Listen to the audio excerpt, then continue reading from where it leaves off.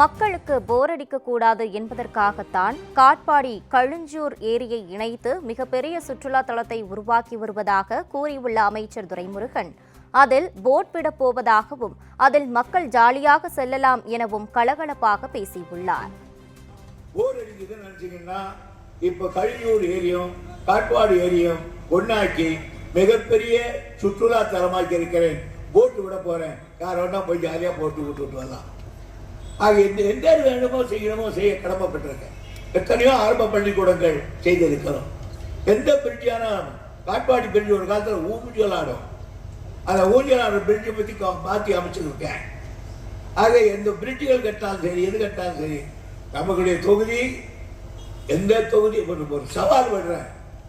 இந்த எல்லா தொகுதியாவது என்னுடைய தொகுதியை விட அதிகமான பண்ணிருக்கான்னு சொல்ல பார்க்கலாம். ஆகையினால ஒவ்வொன்றையும் சிந்தித்து பார்த்து செய்யக்கூடியவர்கள்.